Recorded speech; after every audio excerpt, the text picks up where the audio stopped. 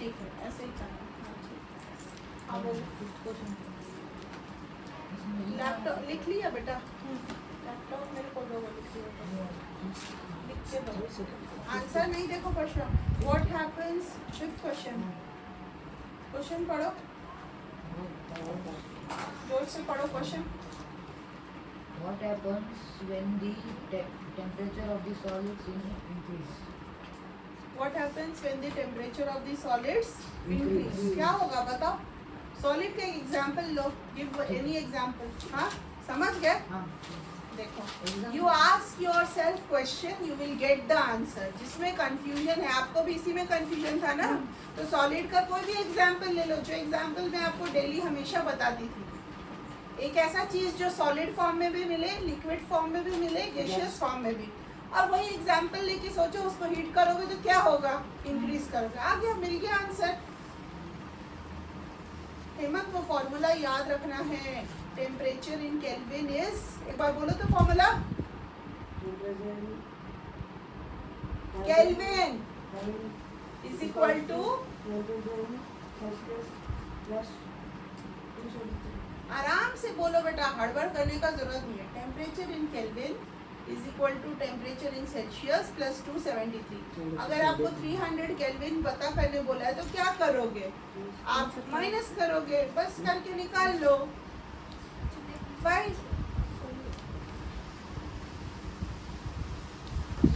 क्यों उसका आंसर बता रहा है? लिख लिया क्वेश्चन परशुराम? और एक लिख के मेरे को सिस्टम लो चाहिए।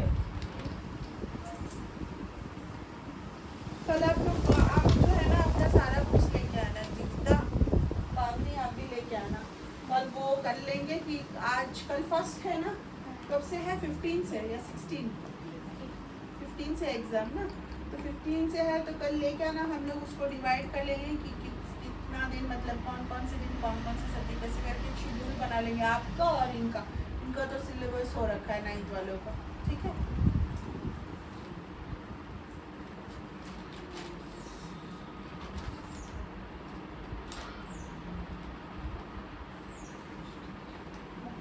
लगता है थोड़ी ये कर दो, पता था वो मुझे सिर में बार-बार लग रहा है, डिस्टर्ब हो रहा है, अच्छा नहीं लगता। बोल दो ना, उधर फंसा दो इस चीज में, उधर वायर के ऊपर रख दो तो हाँ ওখানে বাস্কেট ওটা দিয়ে ফাঁসিয়ে দাও, আটকে দাও, বারবার ডিস্টার্ব হচ্ছে না, এটা ম্যাটের পিছনে ফাঁসিয়ে দাও, হয়ে গেল। আর এখনো কি করছো? পড়াশোনা করছে, কি করছে দেখেছো একটু? মোবাইল দেখছে? ওকে বলে এসো কি মা পড়তে বললো। अभी कौन सा है ये? इसमें आपको साइन डालना है, ठीक है, इसमें कुछ नहीं करना है। इसका इसमें भी जो साइन डालोगे तो इसमें मत करना, एक और लाइन में इसको डिवाइड करके ऐड करके जो भी बोला है वो जो आंसर आएगा वो इधर लिखना। 245 प्लस 289 कितना होगा वो लिखना। इधर 246 प्लस 285 कितना होगा लिखना। फिर उसके बाद आप greater than, less than, equal to जो डालना है डालना। परशुराम लिख लिए क्वेश्चंस? फिर लैपटॉप दो मेरे को, whoever needs help उनको मैं ये कर सकूँ, उठा लूँगी, छोड़ो वैसे मत खींचो, सिस्टम ये होगा। ऐसे जो लैपटॉप को ढकेलते हैं तो आपका बॉडी के ऊपर स्क्रैच आएगा इसमें। और किसमें किसको डाउट है? कौन से क्वेश्चन में करना शुरू करो? फर्स्ट क्वेश्चन से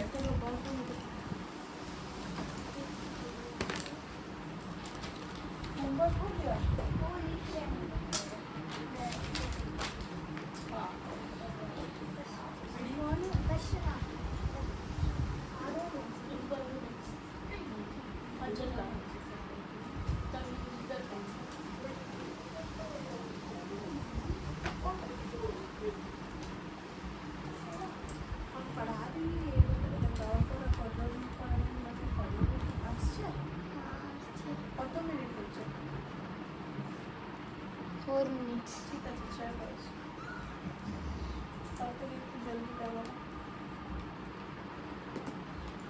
गैस में कुछ है क्या मिट्टू? स्मेल आ रही क्या?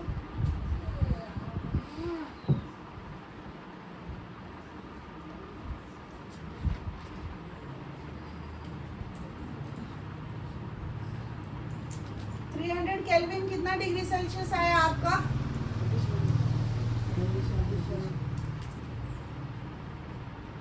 27।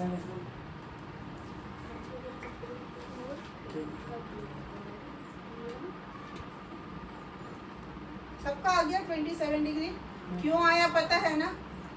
आप 300 को इधर लिखे हो, केल्विन वाले टेम्परेचर को इधर सी लिखे हो, 273 आपको सेल्सियस में फाइंड करना था। तो 300 273 उठ के इधर चला जाएगा, तो 300 minus 273 is 27 degree Celsius. Liquid to gas and gas to liquid changes are called as. Parshuram क्या होगा आंसर इसका? Liquid to gas. Liquid to gas पहले क्या होता है? एवापोरेशन, वेपोराइजेशन, इवापोरेशन कुछ भी। और गैस टू लिक्विड, गैस से वापस लिक्विड बन रहा है तो क्या हो रहा है? कंडेंसेशन। कॉन्डेंसेशन। तो इसका करेक्ट आंसर क्या हो जाएगा? A option.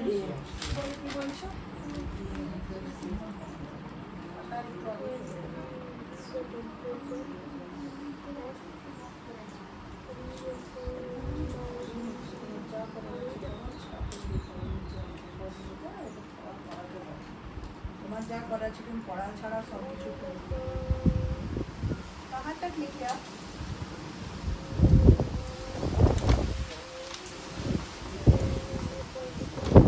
ऊपर बैठ जाओ, बैठोगे तो बैठना है, बैठ जाओ। मेरी लैपटॉप किधर रखोगी? इधर लैपटॉप रखो, इधर बैठ जाओ, क्योंकि आपको बैठ के फिर इसमें यहाँ इतने ऊपर खड़ा होके बैठ जाओ, बैठ सकते हो या इधर रख दो, वहाँ बैठ जाओ। वो नोटबुक, हाँ उस सोफा में बैठ जाओ, ऐसे घुमा लो, वो नोटबुक्स इधर रख दो। Physical state of water at 25 degree Celsius and 0 degree Celsius are respectively. 25 degree Celsius में पानी का स्टेट क्या होगा? It will be solid, liquid. हाँ, 25 डिग्री सेल्सियस मतलब रूम टेम्परेचर। रूम टेम्परेचर में पानी क्या होता है? केल्विन, तुम तो पूरे का पूरा केमिस्ट्री बदल देगा रे। ए ऑप्शन ठीक है। और 100 डिग्री पे गैस, 0 डिग्री पे सॉलिड। तो लिक्विड, सॉलिड, गैस, ठीक है। ये आपको आंसर देखो पता है, समझ में आया ये क्वेश्चन? 25 डिग्री मतलब रूम टेम्परेचर। अभी रूम टेम्परेचर आइडियली कितना होता है? 27 डिग्री। 27 डिग्री क्या केल्विन, क्या सेल्सियस? ह्यूमन बॉडी टेम्परेचर कितना होगा? Tell the complete. 37 degree Celsius. तो रूम टेम्परेचर पे पानी को लोगे, अभी बॉटल में पानी के बर्फ जम गया है, पानी है। दीज आर योर जनरल, आपका डे टू डे लाइफ में जो क्वेश्चन आप जो देख रहे हो वही पूछ रहा है आपको। 25 डिग्री में पानी रहेगा, 0 डिग्री में आइस बन के सॉलिड, और 100 डिग्री में बॉयल होगा, इवेपोरेट। तो लिक्विड, सॉलिड, गैस। आपको पता है लिक्विड, सॉलिड, गैस, लेकिन लिखते वक्त सारा ऑप्शन एक जैसा दिख रहा है तो उसमें आप कंफ्यूज करोगे। So be very very careful when writing the answer. इससे ये सब ऑप्शन का जब आपको एग्जाम में आए परशुराम, इधर ध्यान दो, जो मैं करती हूँ और आपको एडवाइस वही करूँगी कि if you get question like this, instead of writing the option like A, B, C, D, please right the complete. समझ गए? आंसर में लिखो liquid, comma solid, comma gas. समझ में आ रहा है? क्योंकि आप मान लो ये लिखे हो और सामने लिख दियो बी, तो भी टीचर आपको मार्क्स देगा, क्यों? आपने आंसर सही लिखा है। So instead of writing the option A तो लिख ही दिए हो, उसके बगल में पूरा का पूरा आंसर भी लिखो, liquid, comma solid, comma gas. Paper is easy और हार्ड? इजी है भाई। What happen? अच्छा ये तो हो गया। When heat is being supplied to a solid, then what does the heat energy do to the particles of solid? ये बताओ। Ma'am, they will not attract each other. Heat करेगा क्या? They will not attract each other. That is the after effect. हाँ? Melt करेगा। Melt नहीं। There is one word I am looking for. वो क्या करेगा? Solid के बीच जो attraction है, उसको हीट अगर आप दे रहे हो सॉलिड को, तो उसके बीच का अट्रैक्शन के फोर्स को हीट क्या करेगा? लेटेंट हीट क्या करेगा, ब्रेक करेगा, it will break the intermolecular force of attraction in solid, melt करेगा, मेल्टिंग, और ये सब आपका लेमैन्स लैंग्वेज है। जो साइंस नहीं पढ़े या जो केमिस्ट्री नहीं पता है, आप पढ़ रहे हो chemistry, you should tell in the language of chemistry only. When इसमें क्वेश्चन में पूछा है when heat is being supplied to a solid, then what does the heat energy do to the particles of the solid. Solid के particles को क्या करेगा, solid, हाँ, it will break the molecular force, intermolecular force of attraction between the particles of solid. क्यों, क्योंकि solid क्यों है, क्योंकि स्ट्रॉन्ग अट्रैक्शन है ना between the particles, there is a strong attraction, that is why it is in solid state. जब आप उसको हीट सप्लाई कर रहे हो तो वो स्ट्रॉन्ग अट्रैक्शनल फोर्स बिटवीन जो मॉलिक्यूल्स है उसको ब्रेक करेगा। ब्रेक करने के बाद फ्यूजन होगा and the solid starts to change its state from solid into liquid. This whole thing you have to explain in your answer. क्योंकि ये क्वेश्चन आपके 2 मार्क्स का है and in class 8 onwards, class 8 के बाद 2 मार्क्स का मतलब till you are in class 6-7 आप 2 मार्क्स का क्वेश्चन एक लाइन में लिखोगे आपको मिल जाएगा, बट 8 के बाद 2 marks question means it is short answer type question, not very short answer. अब एक लाइन में लिख रहे हो it will break the intermolecular force of attraction, you will get only half marks. अगर कोई अच्छा टीचर होगा तो 2 मार्क्स में ओनली हाफ, हाफ मतलब आधा, 0.5 marks will get, you will not even get 1 marks. तो अगर आपको पूरा 2 का 2 मार्क्स चाहिए तो पूरा लिखना है पॉइंट में। पहला point, it will break the intermolecular force of attraction in solid, hence the latent heat of fusion is going to change the state of solid from solid to liquid. तो ये 2 point, 2 marks का at least 2 point should be there.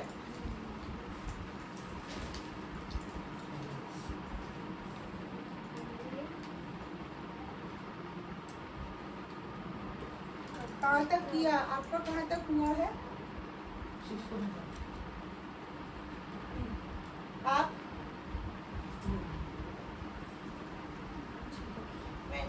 आप लोग सारा questions लिख रहे हो ना कंप्लीट, क्योंकि ये क्वेश्चंस रिवाइज करना एग्जाम से पहले। आपका कहाँ तक हुआ है केल्विन? 5th क्वेश्चन कर रहे हो, बोलो आप 5th, बाकी हो गया उधर 1st, 2nd, 3rd, 4th।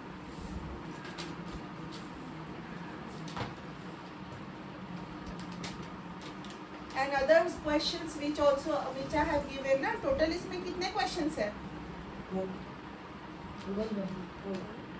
12 question है। फिर देखो परशुराम, सिर पे हाथ रख के मत करो, जो आप पढ़े हो ना सब निकल जाएगा, पहले भी मैंने बोला है। 12 क्वेश्चन है, time will not be there to complete all the worksheet, है ना, पूरा वर्कशीट सॉल्व करने का यहाँ टाइम नहीं होगा। आप लोग घर ले जाओ, है ना, जहाँ तक कर पा रहे हो करो, और 10 minute and take home and solve this. You can take the help of Google, आप ज़रूर गूगल करो, कोई दिक्कत नहीं है, आंसर ढूंढो करो, but once you have googled the answer or once you have searched the answer in your notes or in your textbook या फिर गूगल में भी, आप उसको समझ के लिखो बेटा please, and try to write in points, चाहे वो आपका साइंस हो, चाहे मैथ्स हो, चाहे सोशल हो, चाहे इंग्लिश हो, चाहे हिंदी हो, try to write in points, then only you will get good marks in your boards. I am not talking about 9th में हो, 9th की बात नहीं करी, अभी से खुद को प्रिपेयर करो बोर्ड्स के लिए। All the answers should be in points. आपका मैं आंसर कल चेक करूँगी या one day you submit when we do the revision of some other subject ना, मैथ्स का जब करेंगे, that time you submit your notes. I will check here only. आप none of the answers should be in paragraph. वैसा story जैसा लिखोगे straight forward काट दूँगी वो answer. So Google the answer, understand it and write in points in your own words. समझने के बाद, ठीक है? हर दिन पॉसिबल नहीं हुआ कि मैं आपको कॉल कर करके बोलूँ कि कल टेस्ट है, वर्कशीट है। प्लीज़ चेक द ग्रुप में I will share worksheet. Maths का, साइंस का मैं कंटिन्यूसली शेयर करती रहूँगी, एक 2 करके, and your job is to solve it and bring it next day, because 15 दिन है, थोड़ा सा अपना स्पीड बढ़ाओ। उसके बाद you want I will give you, थोड़ा सा स्लो चलेंगे 2-3 दिन, बट अभी तो मेहनत करो जम के। छुट्टी उट्टी से सब आए हो, 1.5 महीना 2 महीना छुट्टी बिताए हो, नाउ वर्क हार्ड।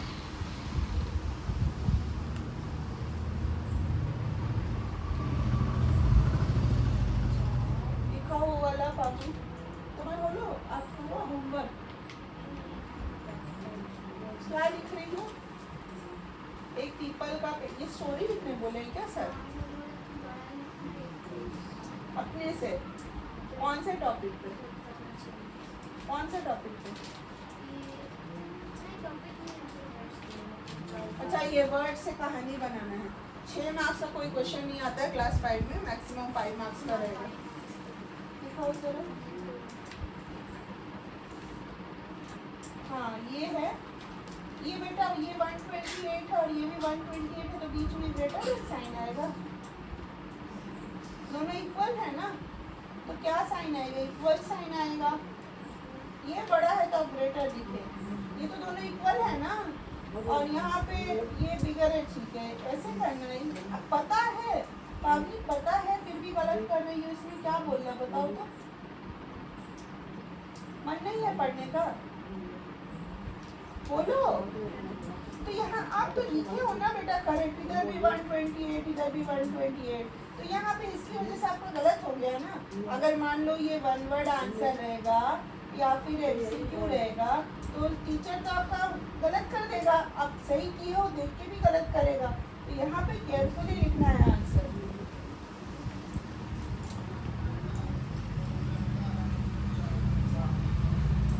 कोई ऐसा क्वेश्चन है जो आप लोग को नहीं समझ पा रहे तो पूछ लो। हाँ, एक ये वाला क्वेश्चन देखो, क्वेश्चन नंबर 8 पढ़ो तो जरा, हेमंत पढ़ो।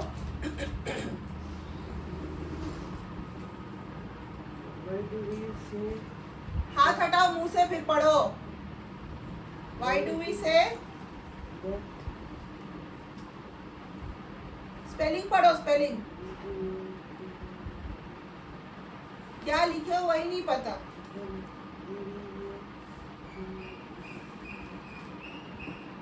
EVAPORATION क्या होगा?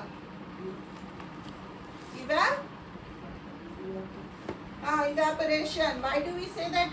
Read question number 8. Kelvin पढ़ो तो question number 8. Why do we say that evaporation is a surface phenomenon? अगर आप रीड नहीं कर पा रहे हो तो अभी एग्जाम का तैयारी छोड़ के आपको फिर से रीडिंग का मैं भेजने बोलूँगी। Should I tell? If you keep on sending your reading videos, then when you are going to practice this? अगर बोलती नहीं हो, you practice reading at home ना, नहीं आता करना है ना, 9th में आ गए हो, can't able to read one line. Why do we say that evaporation is surface phenomena? Question का मतलब क्या है? इवेपोरेशन का मैंने आपको एक पॉइंट बताया था ना, जितना ज्यादा सरफेस एरिया रहेगा इवेपोरेशन का रेट उतना क्या होगा? कम। हाँ, बढ़ेगा। नींद आ रहा है क्या? जितना ज्यादा सरफेस मतलब जितने बड़े प्लेट में रखोगे अचार उतना देर से सूखेगा। कपड़ा को मोड़ के डाल दूंगी कल से छत पे, ज्यादा होगा। जितना ज्यादा आपका सरफेस एरिया होगा, रेट ऑफ इवेपोरेशन, हाथ हटाओ गाल से, रेट ऑफ इवेपोरेशन उतना फास्ट होगा। ऐसे रखोगे, your mind goes to sleepy state, you feel relax, you feel like sleeping, दिमाग में कुछ नहीं जाता है। जितना ज़्यादा सरफेस एरिया होगा उतना रेट ऑफ इवेपोरेशन आपका फास्ट होगा, तो इसको सरफेस फिनोमिना बोला जाता है। देखो कभी भी कुछ, जैसे वो बॉटल है, देखना ज़रा, ये बॉटल में पानी है, ठीक है, तो ये आप लोग के लिए पीने के लिए मैंने रखा हुआ था, बट अगर मान लो कि आप इसको खोल के रखोगे, है ना, बाहर सन में, तो क्या हो रहा है? सन का हीट एनर्जी मिल रहा है बॉटल को, तो एनर्जी जो मिल रहा है किस फॉर्म में? हीट के फॉर्म में मिल रहा है। तो क्या होगा, जैसे ही इसका जो लिक्विड का पार्टिकल्स है उसको हीट एनर्जी मिलेगा, तो उसका इंटरमोलिकुलर फोर्स क्या होगा? ब्रेक होना शुरू होगा, ठीक है। ब्रेक होना शुरू होगा तो it gets latent heat of vaporisation, क्योंकि लिक्विड तो कितना सुंदर से बोला, तुम सोच रहे हो, तुम्हारे बाद आया फिर भी बोल रहा है। ये लिक्विड टू गैस जब भी हो गया तो लेटेंट हीट ऑफ वेपराइजेशन, और सॉलिड टू लिक्विड है तो लेटेंट हीट ऑफ फ्यूजन। तो अभी जैसे ही इसको सन से हीट एनर्जी मिला, तो इसका लिक्विड का जो पार्टिकल्स है, इनके बीच का intermolecular force is going to break होना शुरू होगा, और धीरे धीरे due to latent heat of vaporisation ये लिक्विड आपको गैस में बदलना शुरू होगा। तो ये सारा जो प्रोसेस है, तो ये क्या मतलब कहाँ कौन सा पार्टिकल सबसे पहले गैस में बदलेगा, ये ऊपर वाला पार्टिकल्स या फिर ये नीचे जो है ये पार्टिकल्स, किसको, ऊपर वाला। हीट एनर्जी नेचुरली किसको ज्यादा मिलेगा, इसको, है ना। और मान लो कि धीरे धीरे पूरा बॉटल भी आपका गर्म होता है, तो हीट एनर्जी होगा वो नीचे से ये पास होते होते होते होते ऊपर को आएगा। मतलब मैक्सिमम हीट एनर्जी ऊपर के सरफेस में जो पार्टिकल्स है उनके पास रहेगा। ऊपर से भी आ रहा है और थोड़ी देर बाद जब आपका बॉटल पूरा गर्म हो गया, इसका बॉडी भी हीट हुआ, तो इससे भी हीट एब्जॉर्ब करके वो हीट धीरे धीरे पास ऑन होगा।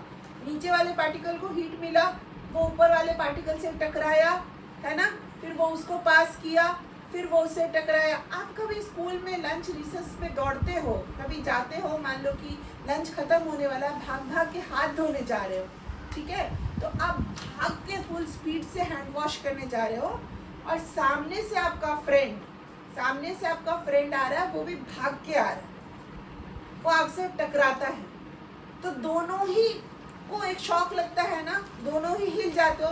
ऐसा थोड़ी है कि आप उससे टकराए तो वो अपने प्लेस पे रहा, आप कहीं और जाके गिर गए।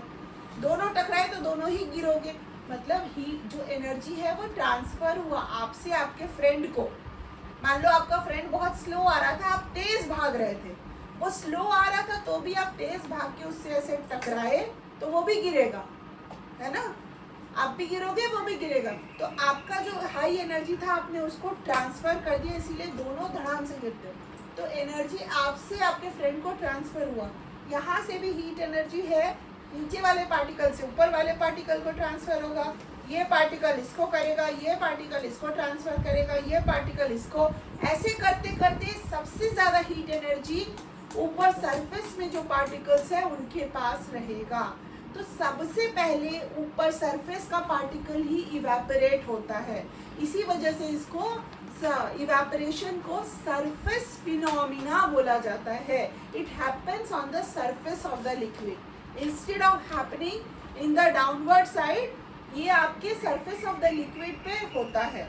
सबसे पहले इवेपोरेशन कहाँ होगा, सरफेस ऑफ द लिक्विड पे होगा, ऊपर से होगा। सो रहे हो क्या है रोहित?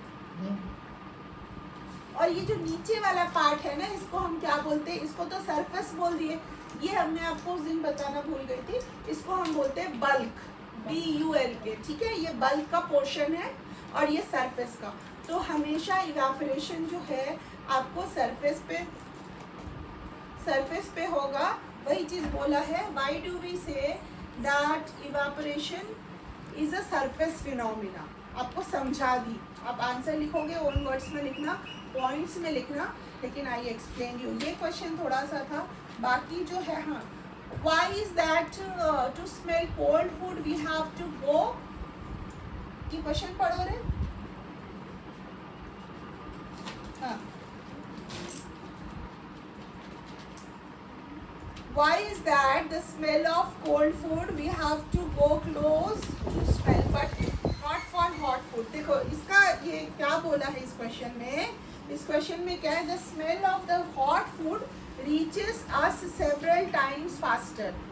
मान लो कि अभी जैसे ये लोग किचन में थे तो मैं बोली ना गैस ऑन है क्या भाई, कुछ चढ़ा के रखा है क्या भाई, किस वजह से, वो जो खाना गैस के ऊपर रखा है वो गर्म है, ठीक है।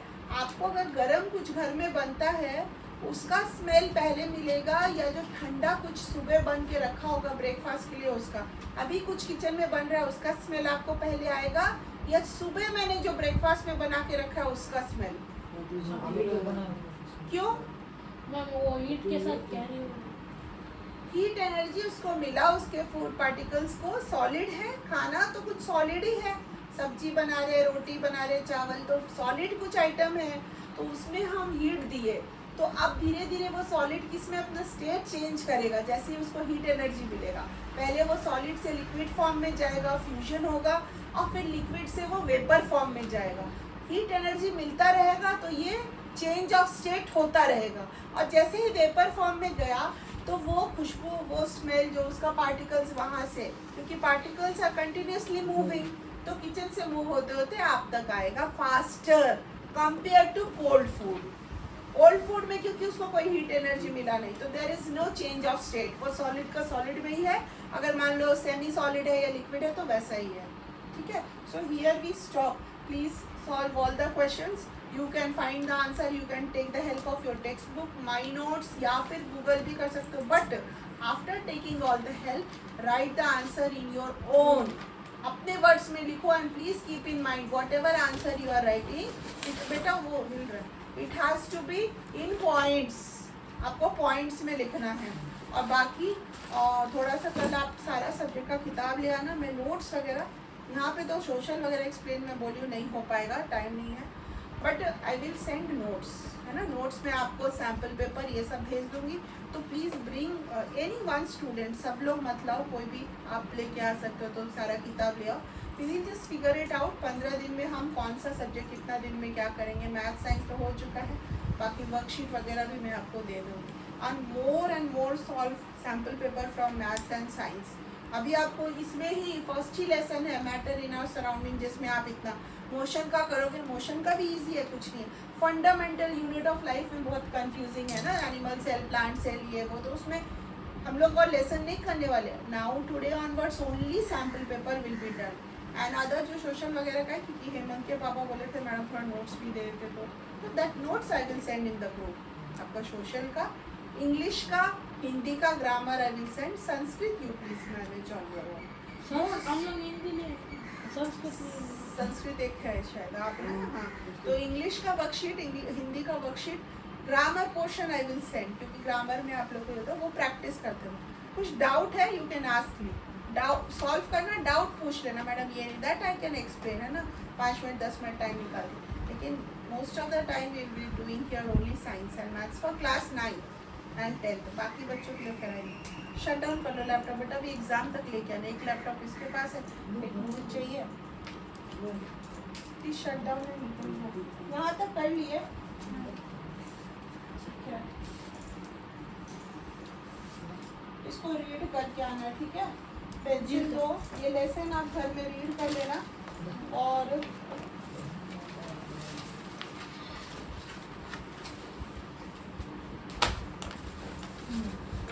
आप लोग जाओ, मैं थोड़ा सा पानी को ये वाला एक्सप्लेन कर देती हूँ. उसके बाद हाँ थक जाओ.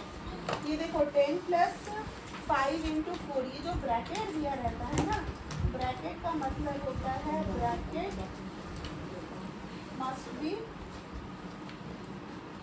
Solve first. परशुराम आप मम्मी को बोल दिए थे कल टुमारो यू विल डू. तुम्हारी बहन को ले आना, कल मुहूर्त निकलेगा 1 तारीख का. मैंने आज इसलिए बुलाया था कि पूरा 1 वीक टाइम मिलता. You don't understand. आप लोग सोचते हो कौन बोला था. मैं 10 बार आप लोग को बोली, सबके सामने बोली हूँ कि वैसे मत खींचो, स्क्रैच करता है, ऐसे उठा के उसको लगता है. सबके सामने बोली हूँ ना कि मंडे से लेके आना सिस्टर को. फिर मतलब मुझे दिक्कत नहीं है, आपको कितना डेट के लिए आप लोग वरीड हो. फर्स्ट से आते हैं मैडम, एग्जाम है 15 तारीख से. जब ये जो ब्रैकेट पढ़ना पहले तो फर्स्ट भेज दिया बेटा. शट डाउन कर दो, मैंने भेज दिया. इसको भेज दे, इसको कंप्लीट कर लो. और आज बाकी का भी भेज दूंगी. मुझे थोड़ा लेसन का वो फोटो, अच्छा लेसन का नाम थोड़ा लिख के दोगे एक पेज में. मैम लैपटॉप इधर रखते हैं, हम लोग घर में यूज नहीं करते. नहीं लेके जाओ, लेके जाओ बेटा, कल फिर लेके आना, है ना. कुछ होगा नहीं फिर भी प्लीज. वो अभी जो लेसन भेजा उसका नाम मत दो, और 2 लेसन जो है ना उसका दे दो. ब्रैकेट को पहले आपको सॉल्व करना है. 5 × 4 = 20, तो 30 और 20. मैं मेहमान जिम जाता हूँ. आज फोन कर रही हूँ आपके पापा को. पढ़ाई का टाइम नहीं है बेटा, जिम 3 मैं घंटा गया, आराम से. हाँ सुबह मैं 5 बजे उठते हूँ जिम के लिए जाने के लिए. 5 बजे ना. और पढ़ता कब है? 5 बजे उठ के कभी पढ़ता है रे. स्टॉप कर दो तो बेटा.